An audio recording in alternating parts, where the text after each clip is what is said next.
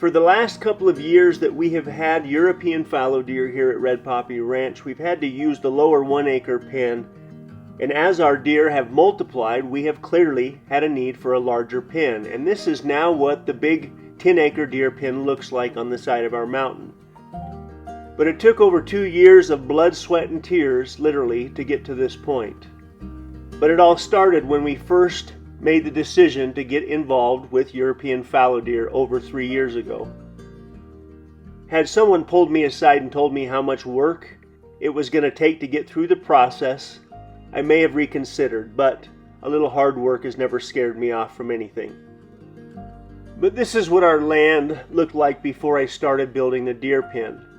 One particular day I was cutting a trail in that goes to the very top of our mountain, and I realized that if I did this right, I could build a big, beautiful deer pen for our fallow deer that would be a much more natural habitat and much better for the fallow deer in the long run, especially if we decide to get more and more serious with the fallow deer. But this is the fallow deer in their small 1 acre pen.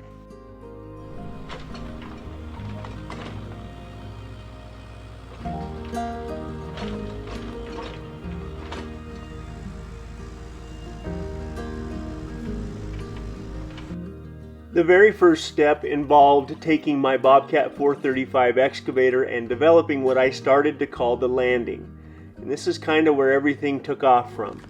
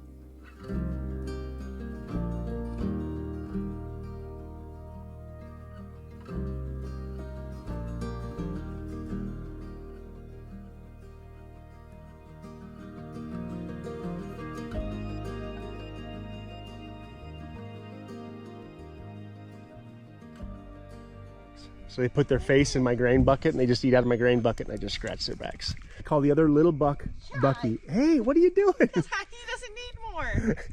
That's not the... Sorry. You know how many years it took for me to get him to, or how many months it took for me to get just him to walk up to me? She just kicked now him. She's trying to do yoga moves on her. Kick him. She said, yeah. Downward dog. Willie, no. That's part of that. I got some help from all of the kids on the first fence line closest to the house.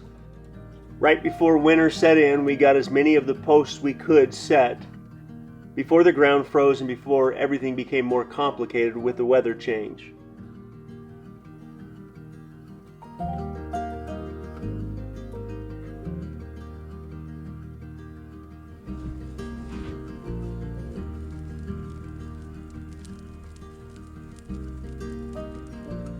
With all of the wild maple trees all over our property, there was always a constant pile burning when the season was right for burning.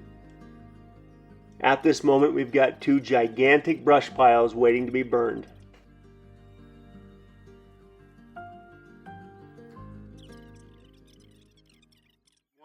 Stand back and look at it every once in a while. Make sure they're all...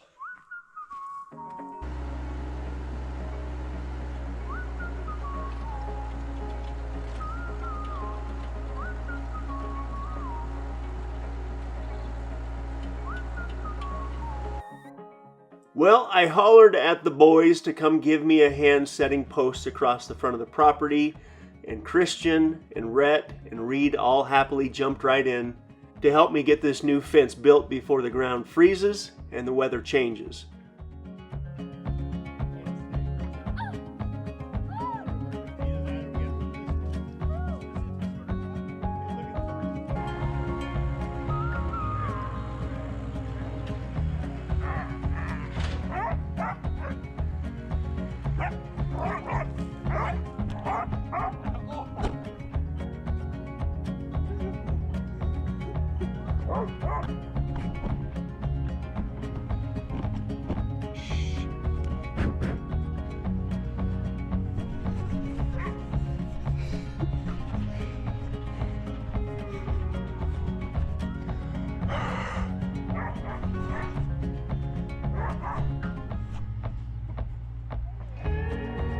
This is our oldest son, Rhett. He would go off to basic training a few months after this video was made, and he would return from basic training and the deer pen still wouldn't quite be finished.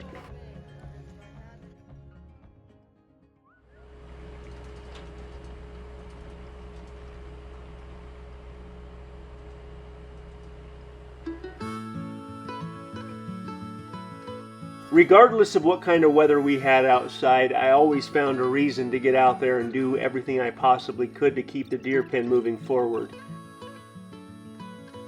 After 9 years of trying to figure out how best to manage these maple trees, I have found that wintertime might be the best time to do it.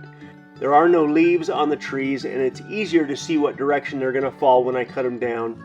And then on top of that, there's no concern about fire danger, but it's still awful hard work, especially when it's really cold outside.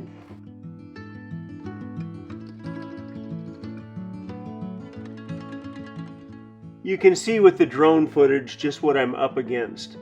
I would eventually change the angle of the trail, which would add another 3 or 4 acres to the deer pen, which ultimately meant there were more trees to cut down and thin.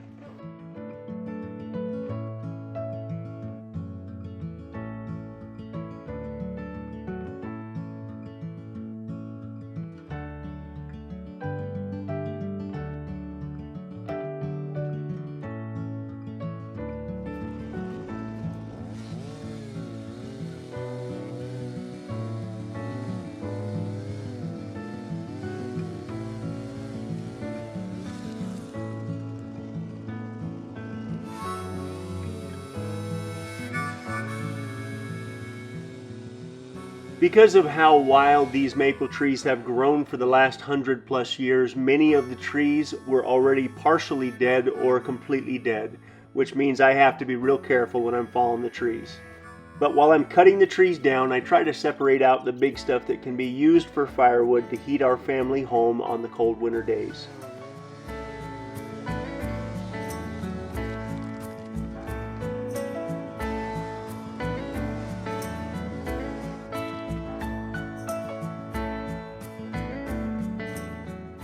On the coldest days of the year, day after day after day, I would get up and hike up here on the side of the mountain with my chainsaw and get to work.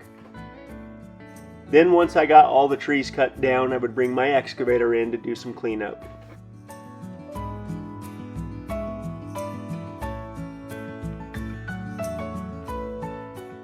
Regardless of how hard I would work, it would feel like it was a never-ending job, but even on the hardest days, all I had to do was sit down for a second and pay attention to what was around me, and I would quickly regain the energy that was needed to move forward.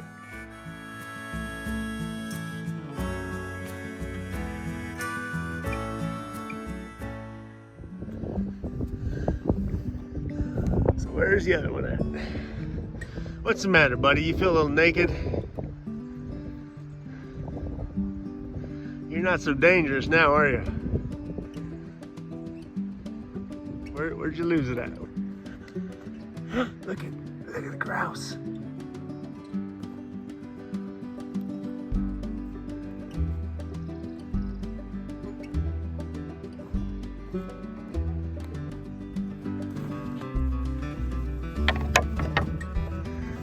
That is a good, beautiful matched pair. What, are you mad that I have your horns? Is that what this is about?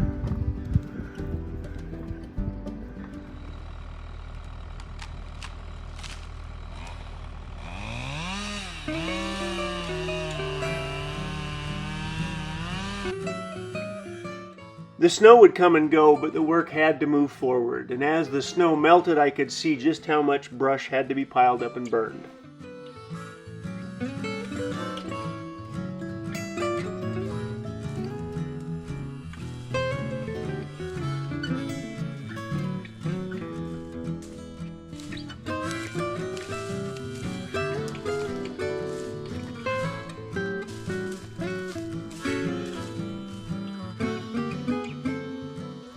Now right in the middle of winter, I could see that if I changed the angle of the old trail and made it slightly steeper, I could add 3 to 4 more acres to the deer pen, which having a larger deer pen is ultimately better for the deer, but it in turn meant that I had more trees that I had to cut down, and pile up and burn.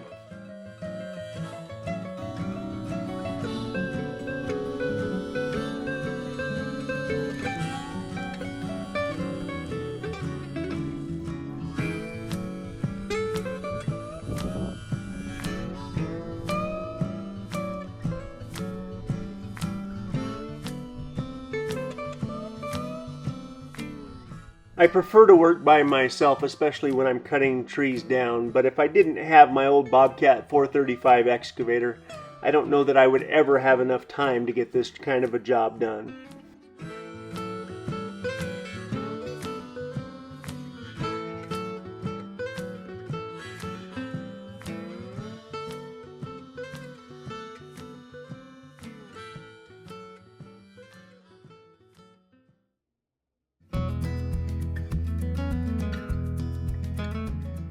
My German short-haired pointer Ruby came to inspect my work.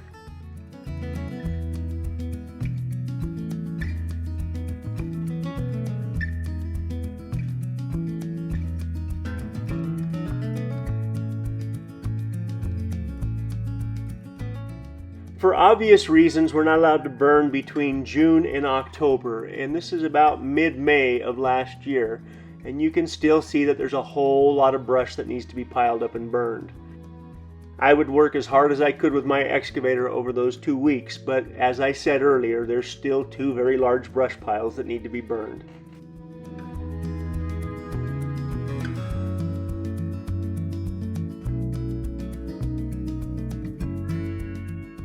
When I was flying my drone over winter, I could see that if I scooted the trail over a bit, I would add at least 4 acres to the mountainside deer pen, and I should end up with a less steep and a better surface to work from when I'm setting the fence. But that required lots of back and forth with the Bobcat 435 excavator, as well as lots of trees that had to be removed in the process.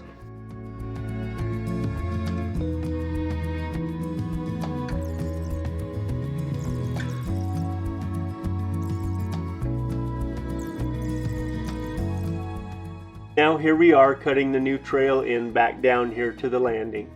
And notice all the rocks that I've been able to collect along the way.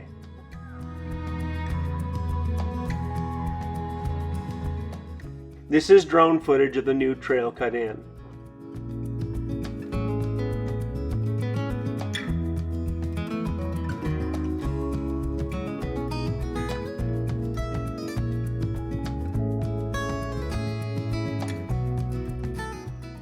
Then began the process of peeling what would end up being close to 300 lodgepole pine posts. I figured out that if I sourced the posts and treated them myself, I would end up saving a significant amount of money. And the posts are probably the most expensive part of the entire process. The state of Idaho requires that I set these posts at least on a 24-foot center, but I chose to do it on a 12-foot center instead because of the amount of snow that we have.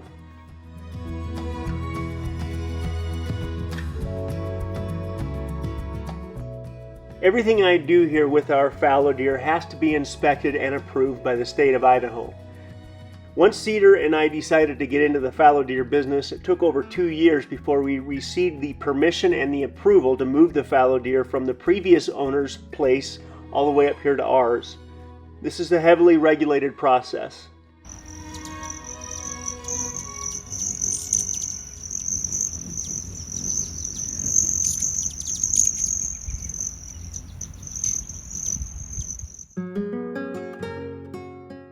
Late spring and early summer is magical around the homestead. When the hummingbirds show up, our front porch is my favorite place.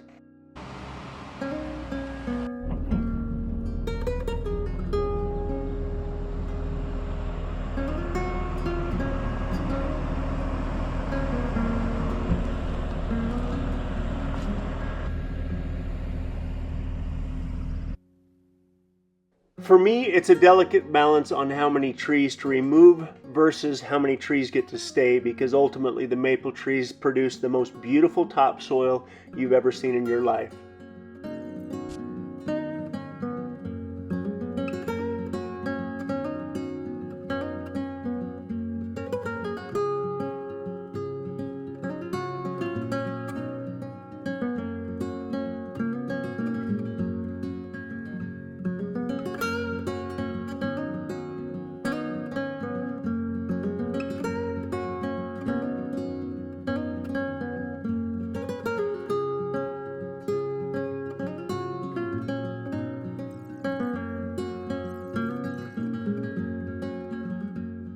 When I cut the trees down, I try to find the biggest and the healthiest maple trees to leave behind, and even after cutting down as many trees as I have, you can barely tell.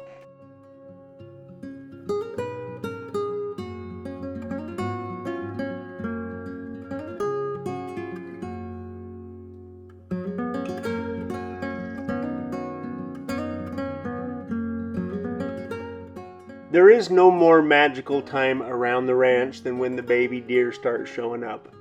Typically, the fallow deer have their babies either late June or early July. This is the first fallow deer buck born of the season.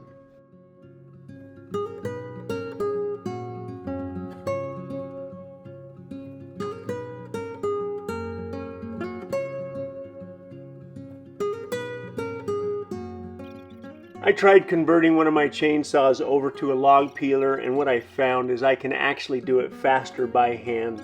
Even though it is a bit more physically demanding, I peeled nearly 300 logs almost completely by hand with my draw knife.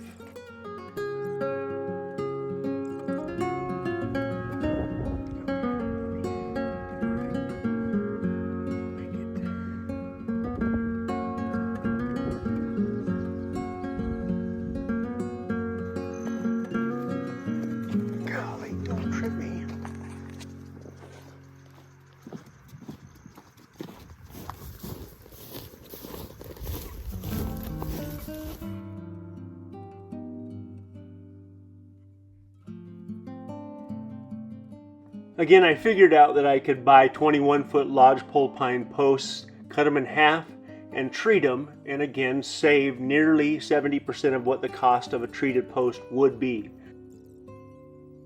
So in the middle of clearing the land and doing all the work that I had to do, I always had to take time to peel and treat the nearly 300 lodgepole pine posts that would be needed to finish the mountainside deer pen.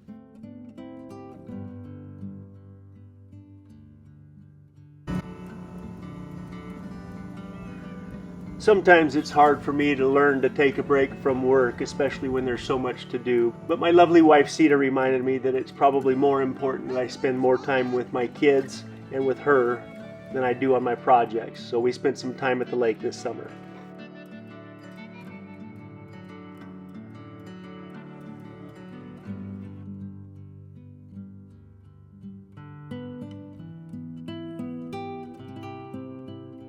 But even as summer progressed, there's still a tremendous amount of work that has to be done up here if I plan on getting this mountainside deer pen finished this summer.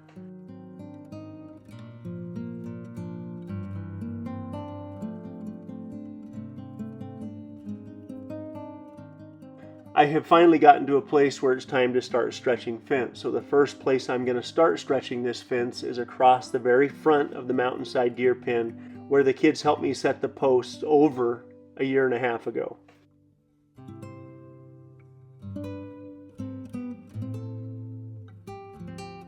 The first fence line is finished. I need to build some gates for it, but the hard stuff is done.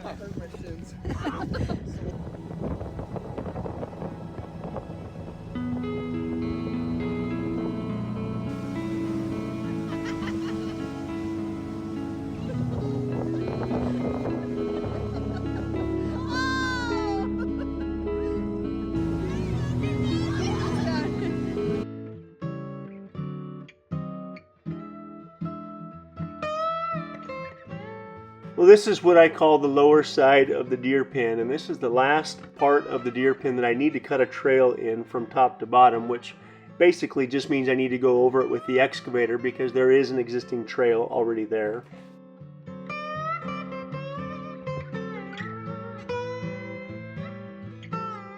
Sitting on the front porch listening to all the hummingbirds picking at my old guitar is one of my favorite things to do in the evenings as I watch the sun go down.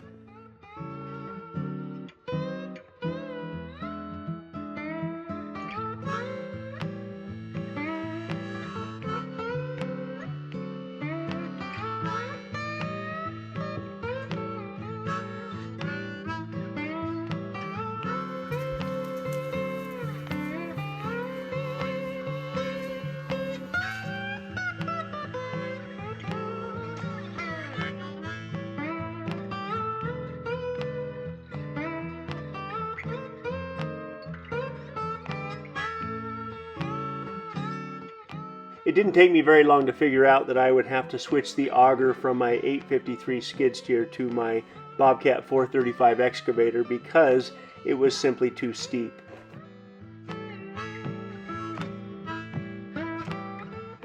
Probably wasn't the best idea I ever had to send a 400-pound roll of 8-foot fencing down the hill, but I managed to get it down there without doing too much damage.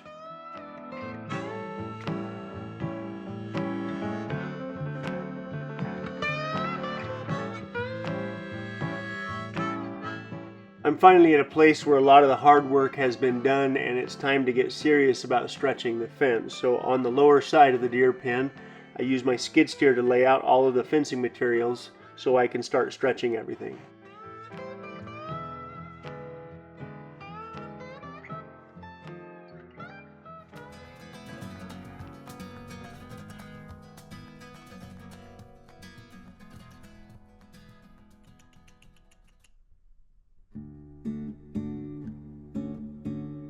There was a couple of weeks in there where we had a couple of wild mule deer does that would find their way into the deer pen when I was working, and after leaving the gates open they found their way out.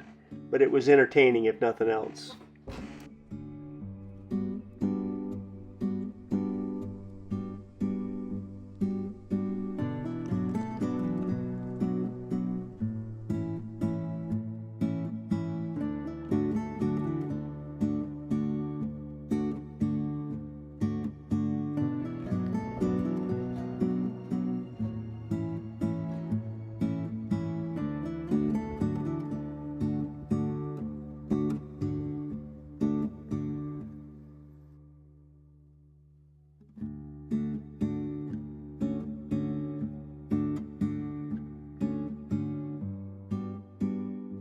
Again, letting these 400-pound rolls of fencing take off down the hill isn't the best idea, but I made sure I didn't have enough fencing that it would hit the bottom posts and do any damage, so it was a quicker and easier way to get the fencing down the hill.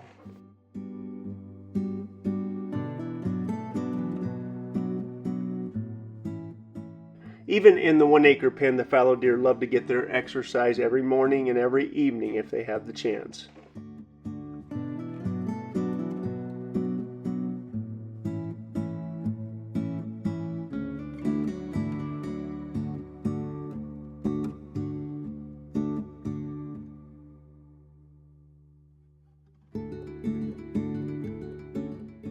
The lower side of the deer pen is officially finished.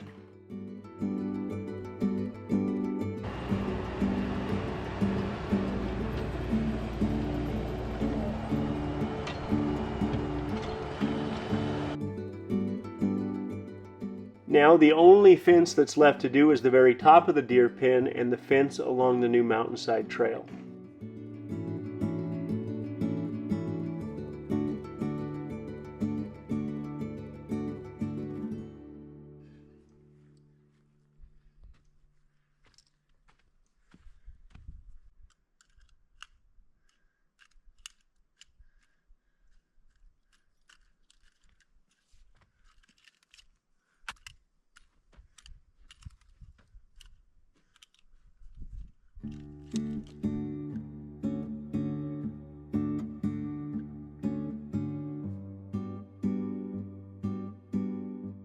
would seem like a project that was never going to end was finally starting to come to an end. I was literally at the final fence line with just a little bit left to do. Then I had to reach out to the state inspector and get him up here to inspect the new high fence deer pen. And once I got his approval, I could move the deer from the lower 1 acre pen to the new 10 acre high fence deer pen. Of all of the different projects that I've done here at Red Poppy Ranch, this is the one that might have taken the most out of me and left me wondering if I was ever going to get it finished. But as I'm coming to an end, I couldn't be more happy with the outcome.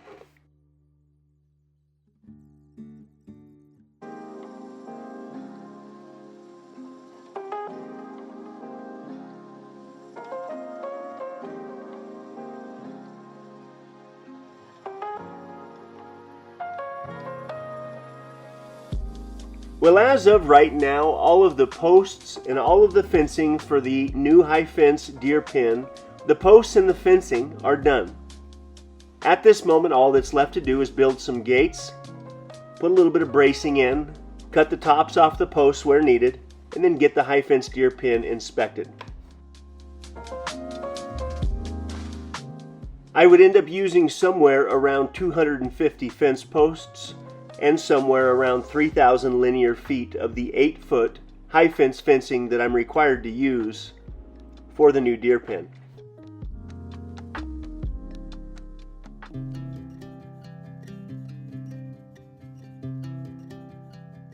I had to build some gates and then get the gates hung and adjusted as needed, but the high fence deer pen is finished. I ordered my inspection and passed with flying colors, so now the deer can be moved.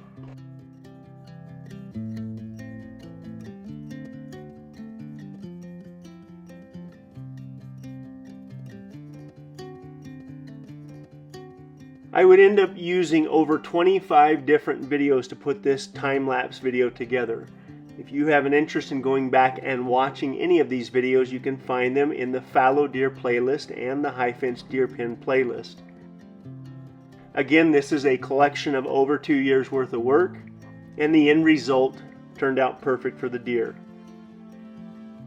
Now for the last month, the deer have been in the high fence deer pen, and they've loved every second of it. Frankly, the deer have never looked so good.